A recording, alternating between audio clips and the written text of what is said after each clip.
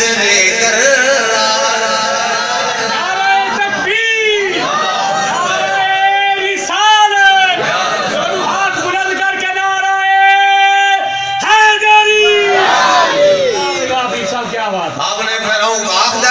ایسی شکست